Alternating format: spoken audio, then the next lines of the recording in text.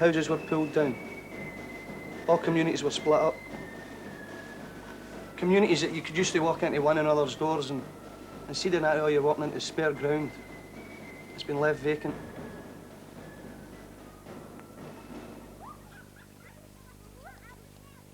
Because I refused to leave Govan. We've been born, brought up here, all my family's here, friends. So I don't see why we should actually be like nomads in the desert if there's no work here. Travel for work which should be provided here for the local community. The more damage done with the masters than it was done with a war. Because they've brought the whole community up completely. I mean, they've left it just as what you say, barren land.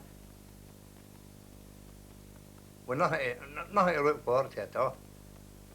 And as you say, it's a bad day if people got to leave home to travel abroad and leave one's at home, isn't it? Do you feel you've been rewarded for the years you've worked in the shipyards? 50 years now? No way, no way.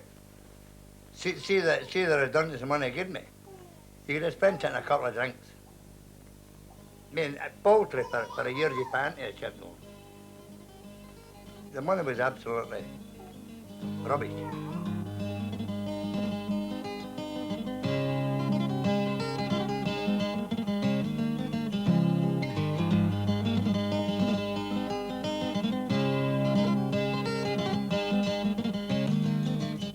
Come, all of you workers, who toil night and day, by hand and by brain, to earn your pay, who for centuries long past, for no more than your bread, have bled for your countries and counted your dead in the factories and mills, in the shipyards and mines. We've often been told to keep up with the times, but our skills are not needed.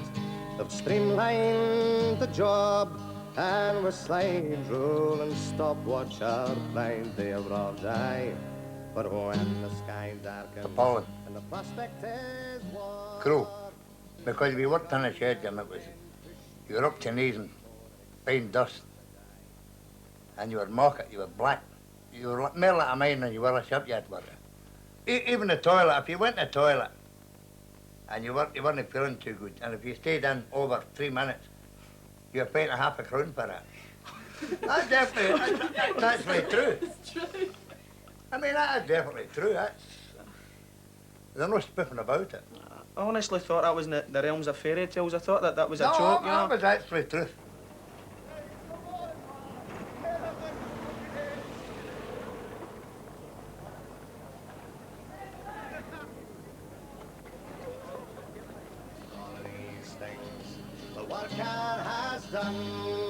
People are afraid to open their mouth because they know they can be paid off at any time. There's 12 men to 100 men doing it the yard within half an hour looking for your job. I had always expected to carry the can. And if you speak up, you're branded a troublemaker. They've divided and ruled for long enough now, but it's went a full circle now. From my dad's time to my time, it's went full circle.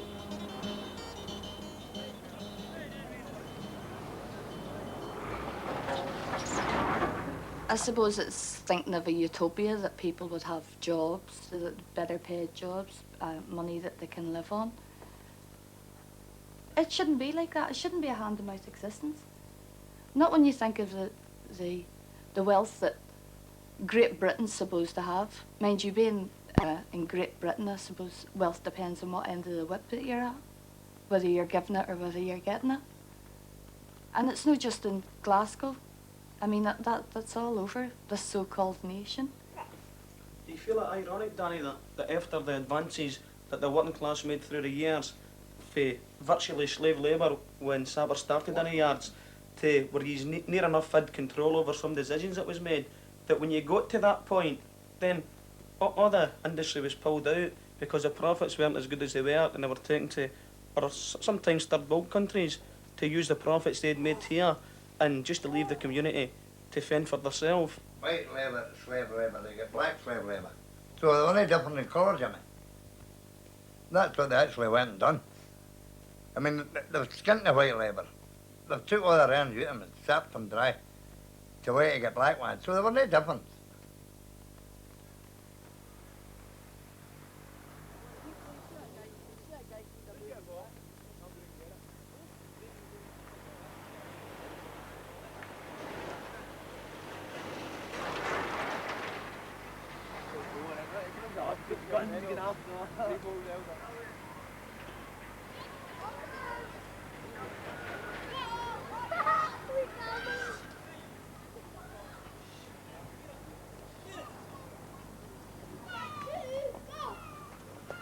When I was being brought up in Neptune Street, that's in Govan, they called that the Irish Channel because there are a high percentage Irish people that lived in it. As you were brought up when you were younger, you always hear people saying you never had very much, but we really never had very much, we've still not got nothing. But they would maybe have a party now and again, and it would be all Irish songs they would sing about a dying rebel, you know, a fella dying in Brixton prison, maybe sing songs like Kevin Barry and things like that. So you're brought up with, you know, it is part of one of the two traditions inherent in the working class here in the west of Scotland.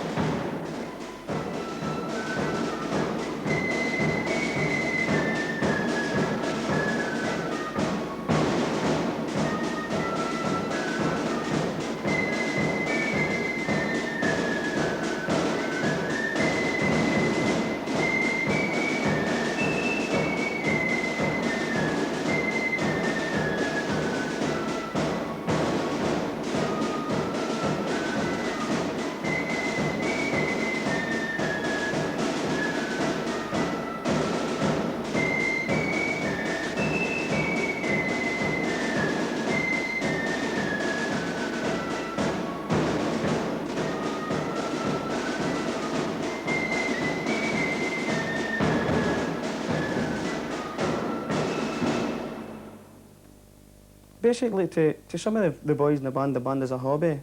To other people in the band, it is as a way of socialising, to feel together, to feel you're building, you know. You're not held back with any inhibitions. You're building, it's yours, it belongs to us. Maybe not the best band in the world musically. In fact, music is only secondary importance. But it's a feeling of belonging.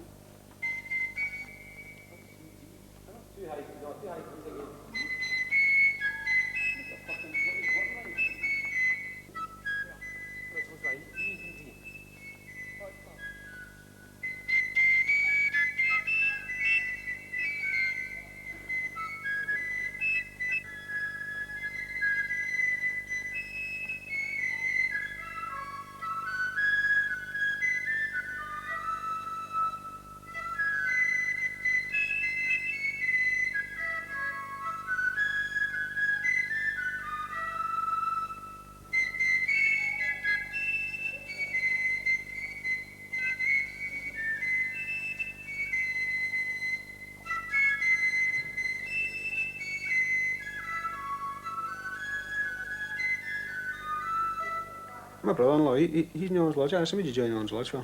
My mates were in it. I said, your mates were in it? He says, aye. So, I asked him a couple of years now. Things that...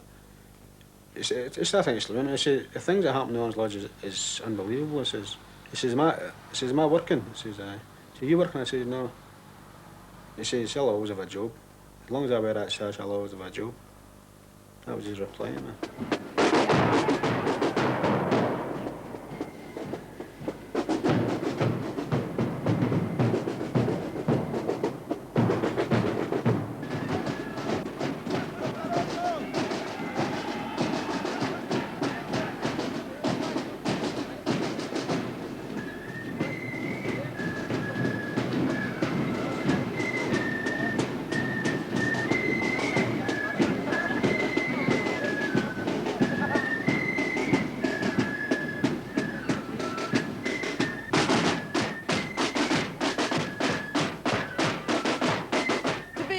Means to be loyal to what exactly?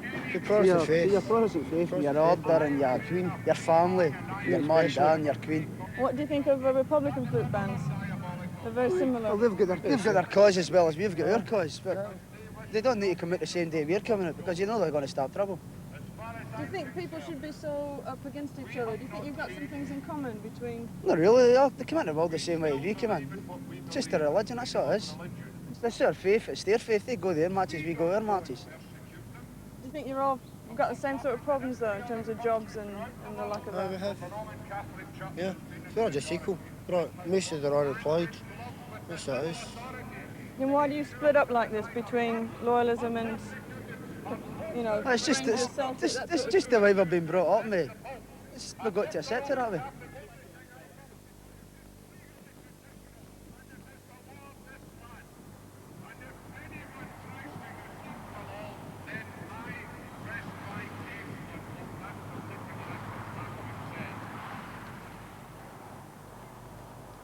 What you must remember that everybody in Glasgow, everybody that I've ever knew, has been brought up either Catholic or Protestant. So the minute you're born, there is a label attached to you.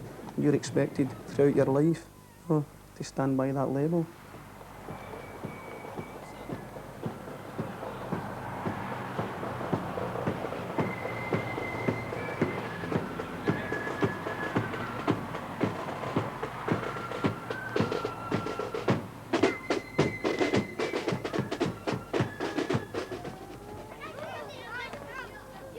Even through school, you've got people like Catholic cats eat the rats, 2 for tuppence halfpenny.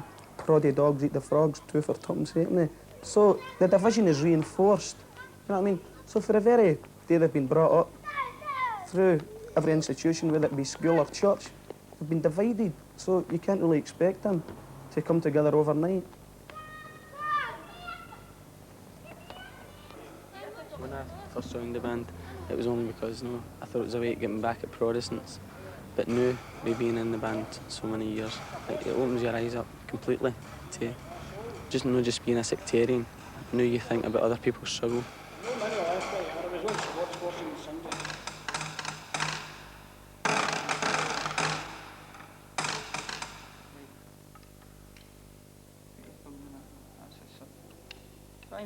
Find your own balance yourself. What's comfortable, what feels comfortable for your hand.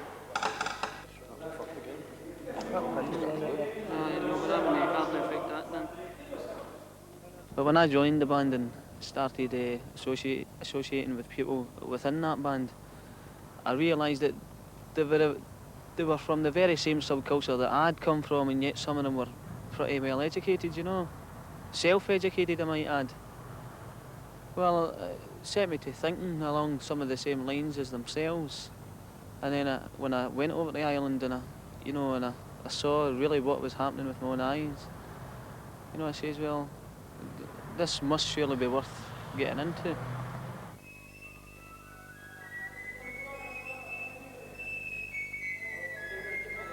Used to read about Ireland and about they had a civil resistance campaign. I was reading about all these people injured and they were marching for things they believed in. And it was just for there, I just took it for there, and I sort of believed in their struggle, and that was me. I sort of believed in the Republican movement. That's why I wanted to join the band. That's, I don't know, just me putting across my point of view, being in the band, you know. Before we joined the band, we only knew what we read in the papers, what we heard in the news, things like that. British view. The British view, the media's view. But when you join the band, you see for yourself. When you go to Ireland, and you can see for yourself. So it opens your eyes up very much that way. You can tell the British media, half it's just a lot of nonsense. You go and find out for yourself what it's like, then you know the truth. So sometimes the British media, they don't say nothing about the oppression. They stick by their own kind. It's just that everybody's against the oppressed people. Sometimes people would say you're a sectarian band because you only play for Irish Republican marches. Would you argue against that? Would you say? I argue very strongly against that because we've done Welsh marches, we've done Scottish marches, racism marches, a lot of racist marches. We support coloured people in this country especially, and being in the band, opens your eyes to all these things.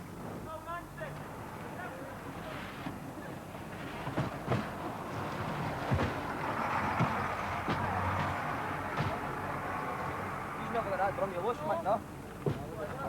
He's not get that drum you loose.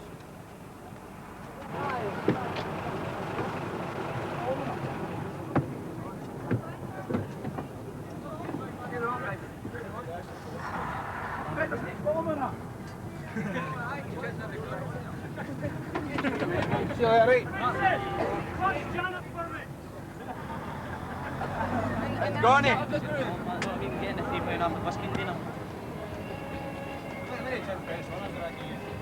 Just give some money to book for Connie, it doesn't matter. Hey, Michael. Yeah, money, like £3 he's on, like. There you go, my friend. £3 on one.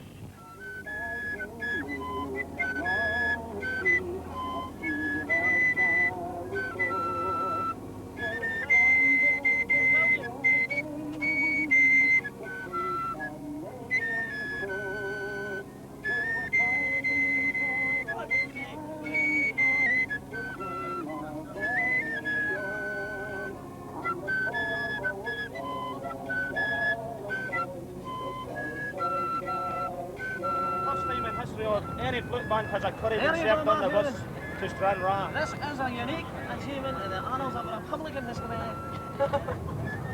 This ceremonial breaking of bread. There we go, Matthew. Sure, Jesus Christ. I just hope this isn't the last supper. Praise, I just hope this isn't the last supper. Praise be to Allah. What do you think, man? What do you think? Damn Bernie, man.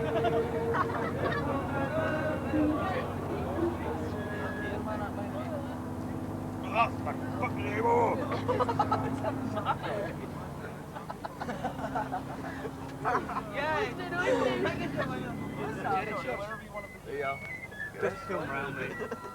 Driver, man. Look for a driver.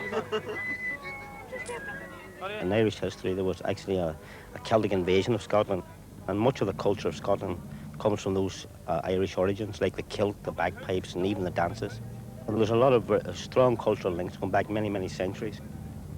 But in terms, say, of the Irish today in Scotland, many of them came to avoid the famine. Many of them came at the time of the railway boom during the period of industrialisation, say from 1801 onwards. But the period of the famine actually is, to the English people, it's a period of the potato blight. Full story of the famine was that Ireland was producing a lot of cereals. There was a lot of food in the country, but the landlords put the rents up, and food was actually being exported out of Ireland at the time when people were dying on the ditches and the roads. 2 million people died and 2 million emigrated. The population of Ireland was halved within a period, say, of 4 years.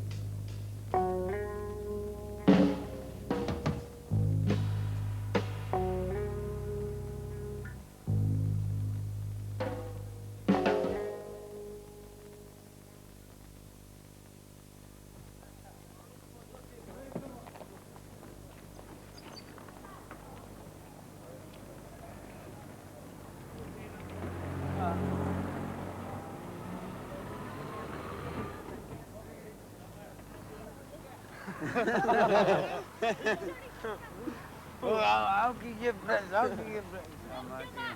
Where's the wee brother? Huh? About 20 of us coming. 20? No, I ain't going overseas. Come on first, Wally. Come on for 20.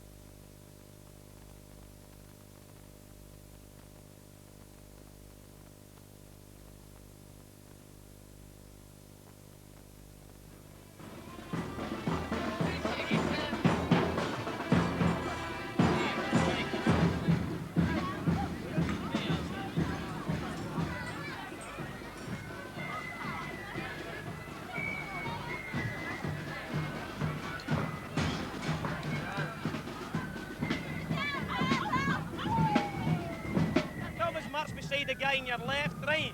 Okay. And you're missing half a band here, so make sure you do it right. You've only got half a band, so do it okay, right?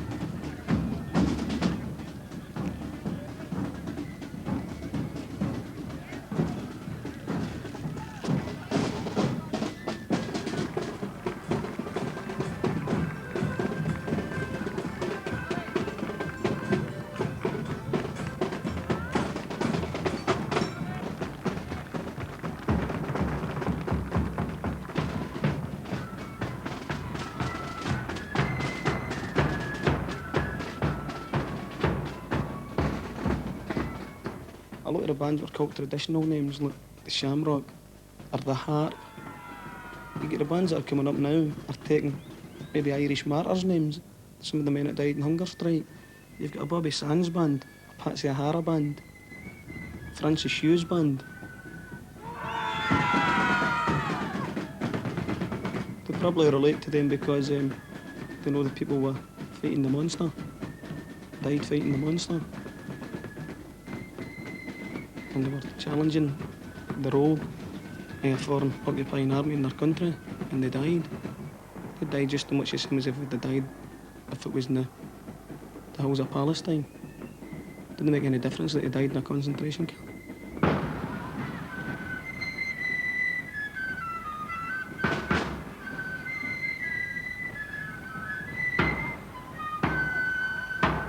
It's just tough luck that we happen to live in Glasgow. If we lived in maybe somewhere in the north of England, we didn't have this inbuilt sectarianism that's been fostered on the people through the years, then we maybe have been able to build up a lot of support and maybe helped.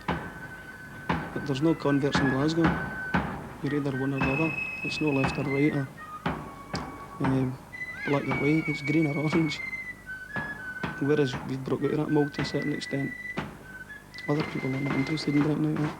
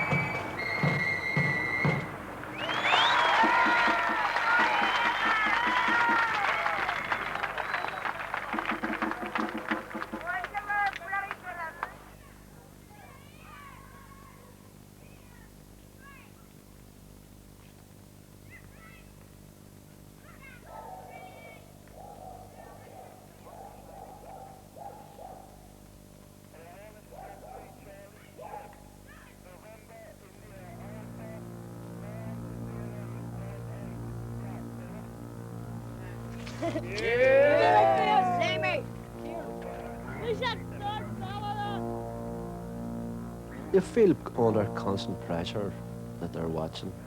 It's not just foot patrols that come around on Land Rovers, Saurus, and secret observation posts, cameras. They can more or less tell me what I had for my breakfast.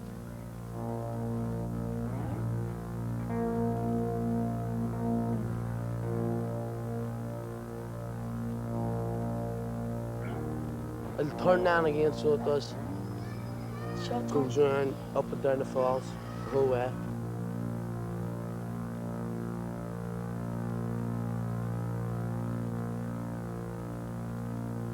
Are they likely to be looking at you now? Ah, they are. See The camera's right down. Probably slang, isn't it? Oh, they're probably saying it to them silly bastards. Very female fuckers now.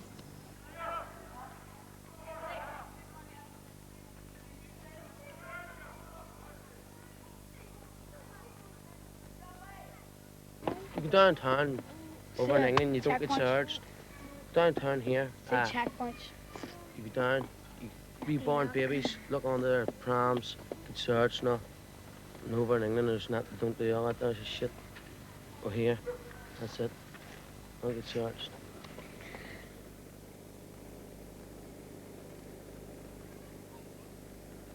There's always somebody watching. Like a ghost behind us.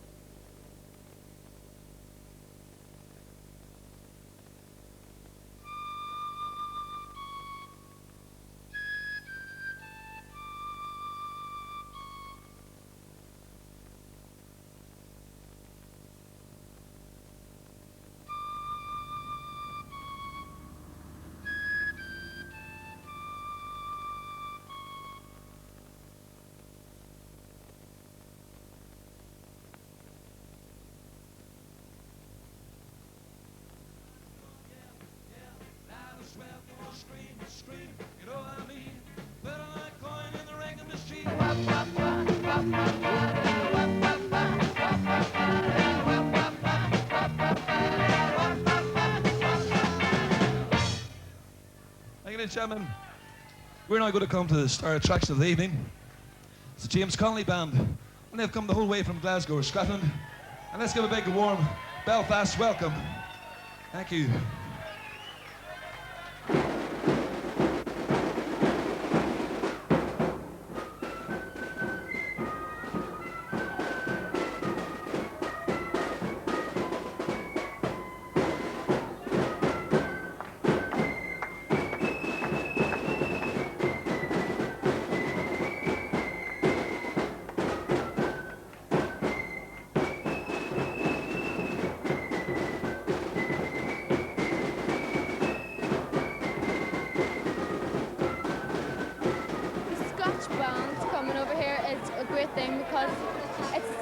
People, but whereas when the Scotch soldiers come over here, they're British soldiers, and that's the difference.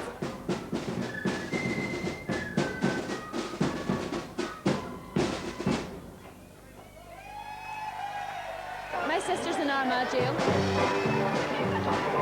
and when we went up to see her, and we were coming home, and the British Army stopped us, and he was Scotch, and he said that I told him to go back to his own country, and he said Ireland was his country. I said, no, Scotland's his country. He says, no, he was British. He has no country.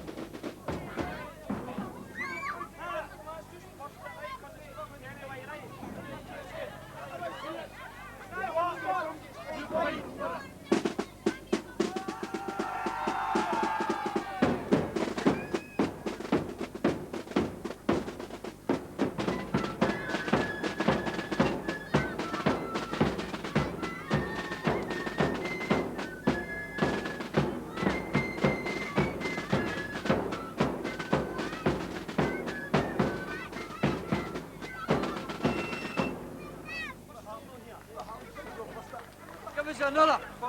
Listen, the bus is not here. You're as well just playing an ad tune here. Drop them. Listen, see... Wait a minute, Tony.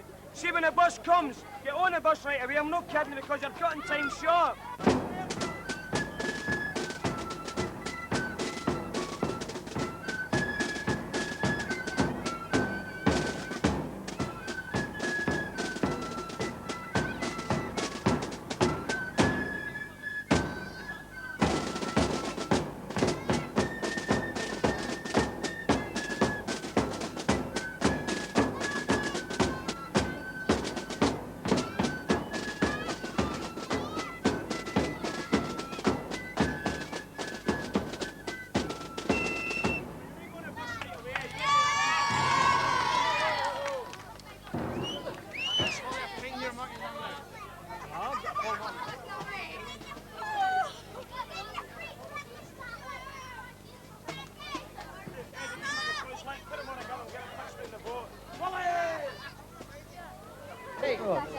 Well, you need to get on this bus. Tony, come on. What a giant show is. That's because his nappy. Oh, here's me being one. Yeah. Yeah, man, I'll find that out. I'm not going home. I'm staying. I'm a fool. I'm coming.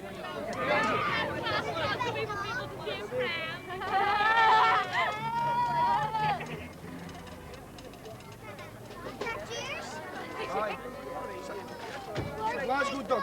Hey, watch him, a bad show here. He's speaking Glasgow. That dog speaks Scottish. He speaks Scottish, he speaks Irish.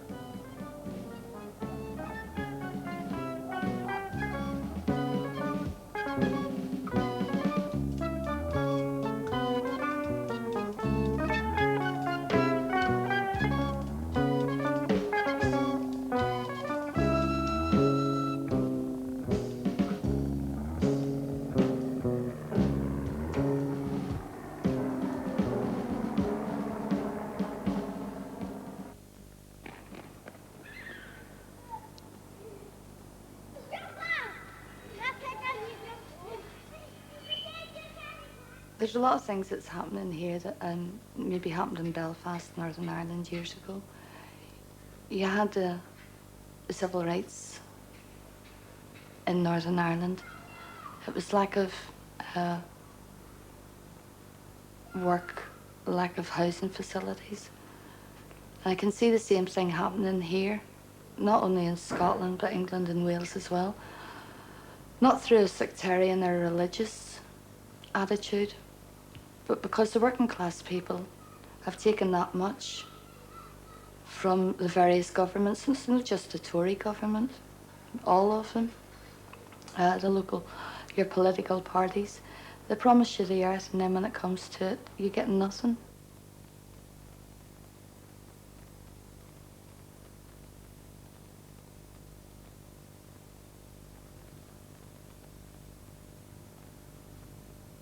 I don't know when Priesthill got built, possibly when they're, say, 30 years or something, but they built a place for thousands and thousands of people.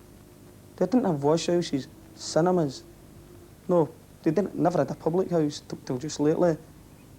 They had nothing, no social amenities, no social outlets for the people. Just masses of people who maybe went to work, or travelled to work and travelled back. And that was their existence.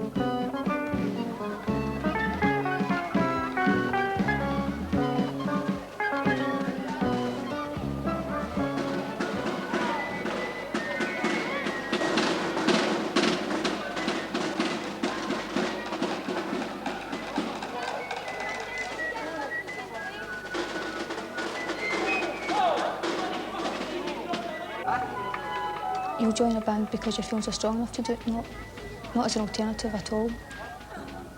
Obviously it is creative. I mean, you're learning something new, you're learning to play an instrument, and that is creative. But you're doing that towards a political view, you're doing it because you want to show your political views, so obviously it's a bit more biased towards the political side of it. When you want to show your feelings, you want to show that you're playing your flute and you're out in marches and demonstrations because you want to show you want social change.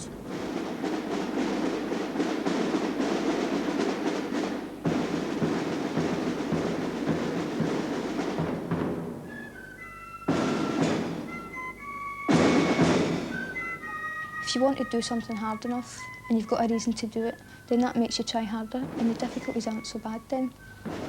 Although it's difficult learning an instrument, and that's just one of the things, but it's all right once you start, and if you keep going, it's just a matter of practice, like as in most things. I mean, just practice, and if you want to do it, you'll do it.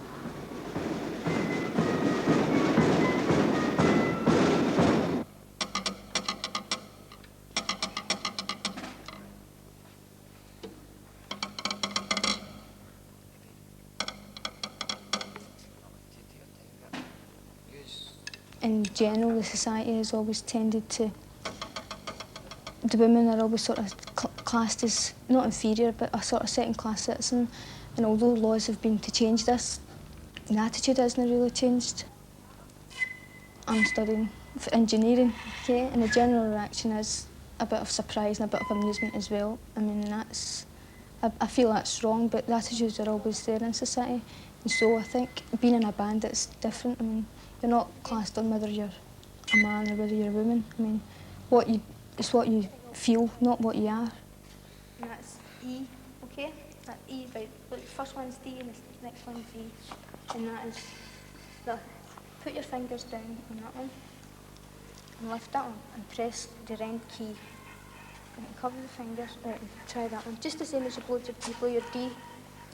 Right, go. Right, again.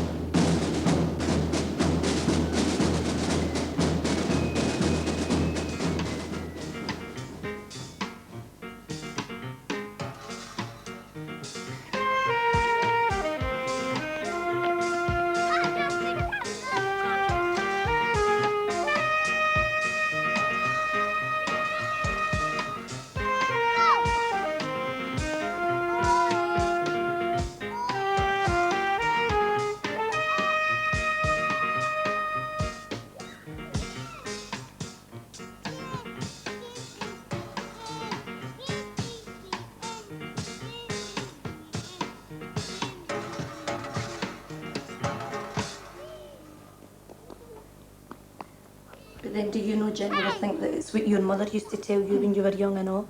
Like when you were in the kitchen, Mary, she used to say, "Now you watch what I'm doing," so that you'll know when you're old enough to date for somebody. That's what I mean by you follow in your own mother's footsteps, really.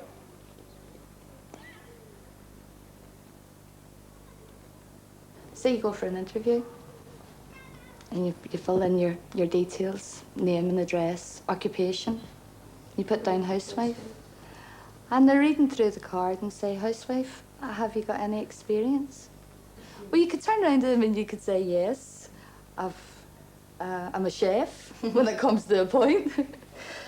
I can do accountancy," because, I mean, you need to have the brains behind you to run a house.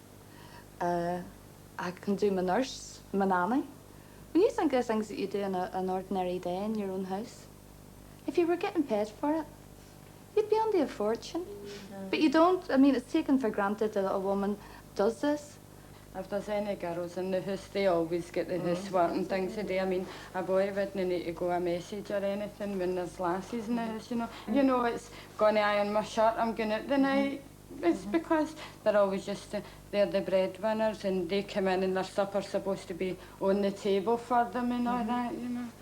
But that's the way it always was, you know, men. Even the ones that aren't working go down and stand at the bookies and they'll shout up to their wives, is the tea ready yet? You know, but it's... I don't think it's even men's attitude, it's the system's attitude towards women. You're there and it's your place to put on an apron and provide everything that a mother's supposed to provide. And I think that the attitude towards women is if you can't provide it, then there's something wrong with you. You know, sometimes you feel like, you know, one of the kids is getting on your nerves, going to wallop them, and then you turn and say, well, you can't do that because I've hit them. You know, it's not right to hit them. But sometimes you've got no other release from the frustrations, especially if you're stuck in the house all day long. And it's a shame just now because I think the kids now are getting, they're more independent, like the lasses, you know, they kind of say to themselves, oh, well, I'm not going to be stuck in the house and that.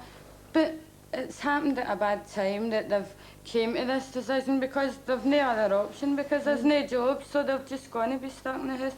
I think now that women speak up for themselves more than like say my mother. She would never open her mouth, you know, like say anything back, but now women do say, no, I'm sick, I'm going to get a job and that.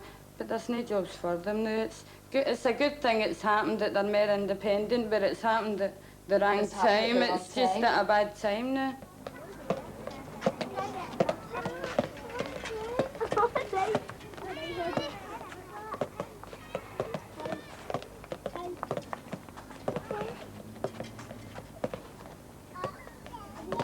You used to ask somebody, you would ask yourself, what are you going to be when you leave school? I'm going to be a nurse or I'm going to be a fireman. You ask Owen what he's going to do now, what does he say? I'll go in the dole.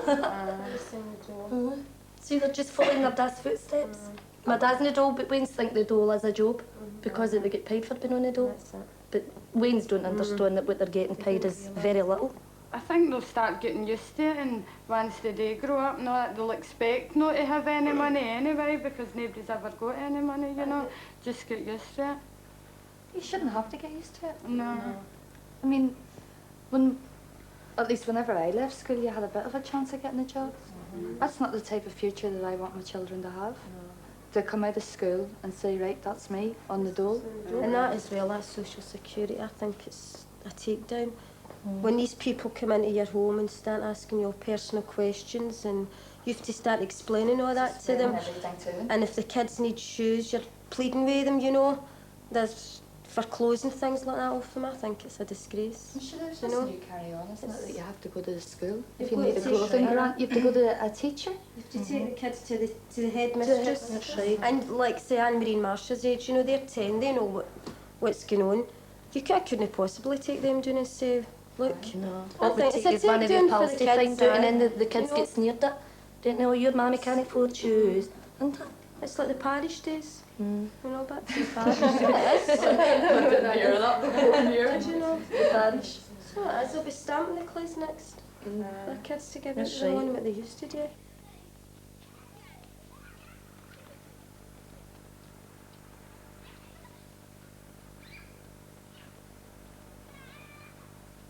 I was working for £18 a week, from 6 in the morning to 9.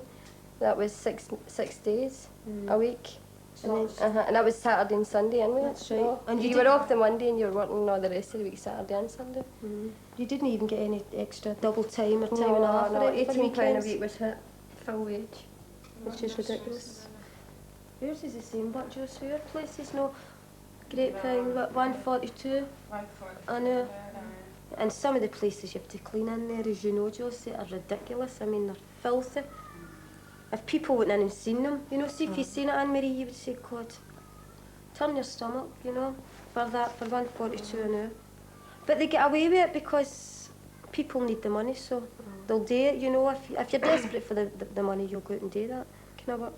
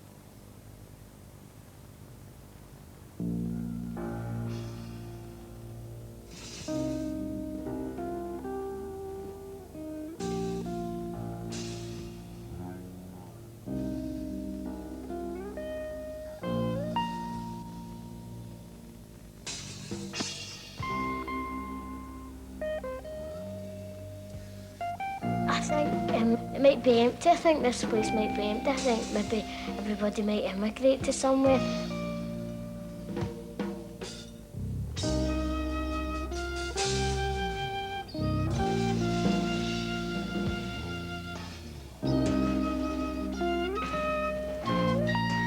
I think it might be all computers doing things for you and everything, like doing your housework, robots and everything, and you just slide down really easy.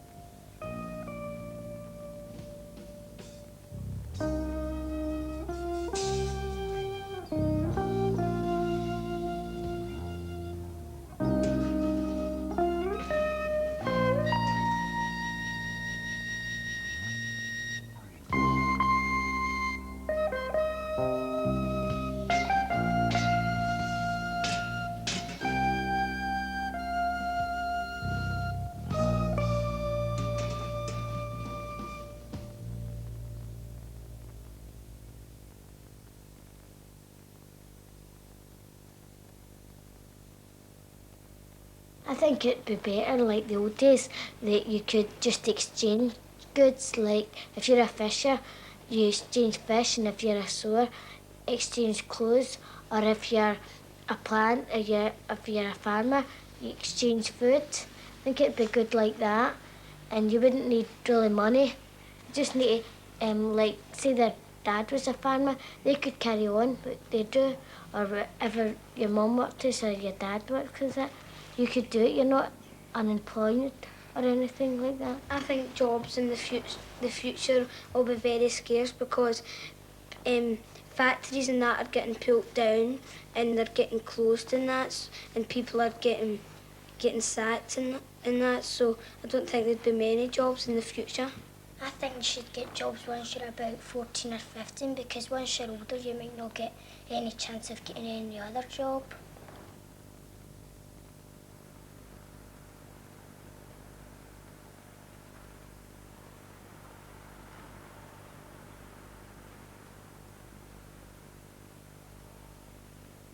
The same as the Industrial Revolution was supposed to be the great enlightening age, it brought us from the Dark Ages.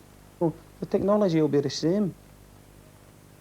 The minority that controlled the industry will be the same minority that will control the technology. So not only are you de-skilling people and taking their skills away and making them dependent on state handout and things like that, you're still not changing the balance in society.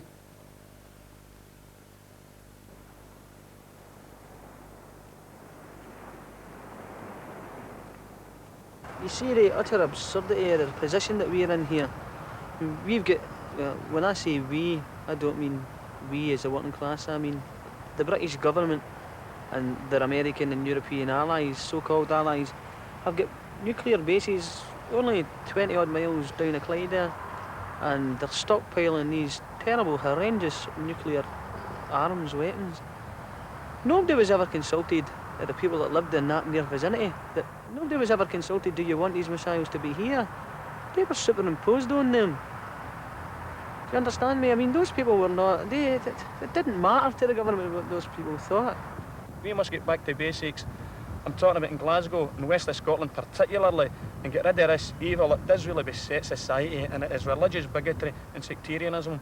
When the working class begin to realise that we should be pulling in the same direction, religion is only a label attached to us. It's a class matter, it's a whole class matter. Yeah, I mean, if you look at the role of the church, I mean, the sheer hypocrisy of the Malvinas or Falklands campaign, call it what you will, that really astounded me was the way that you were getting these newsreels from Buenos Aires or wherever it is, and however you pronounce the place, and you see these Catholic ministers or bishops blessing the Argentinian troops going into battle, you know, and then you see these tracts of film from the docksides at Plymouth and, you know, Fast Lane to a certain extent, and you see these British Catholic and Presbyterian, Protestant, Anglican ministers blessing the British troops, you know, and they're blessing it to them to destroy each other. Should they not have been saying to the troops, the very troops that they were baptising and in the name of the Lord going to fight? Should they not have been saying to them, now listen lad, you're going out here, you're sacrificing your life, and then you go back to your slum in Buenos Aires with 130% inflation and all the pro-capitalist institutions that you can think of, and you laddie, you'll be going back to Liverpool to Toxteth to fight in where the police will harass you and jail you, and back to your 3 or 4 or 5 million unemployed. They were not saying that to those troops. Nobody won out of the Malvinas reconquest. Argentinian working class died, and British working class died. Poor British sailors for, as you say, Liverpool and Sheffield. Working class, poor working class English and Scottish boys for Ibrox and Pollard. And these districts died for what? What did it prove? It proved nothing. It proved nothing. It done nothing for a working class. The working class are always forced to go out and die in any imperialist conflict. But when they come back, they don't own 1 ounce of the soil they're fighting to protect or preserve. They own nothing.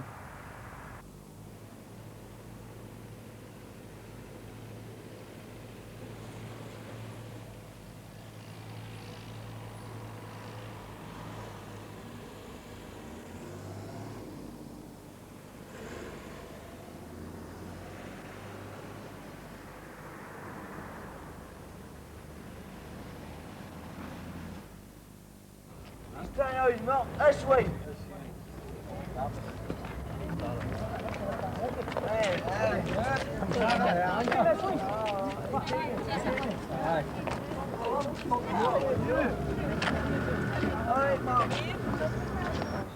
Where's John? Hey, kid. What bullshit? I don't want to be for long. I don't want to be for long. That's not. Nancy, you know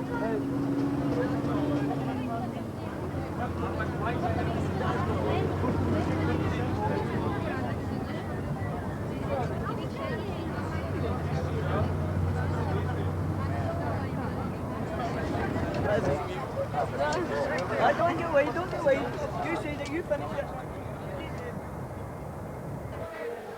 We're going to do this because once again, we're saying a shallow.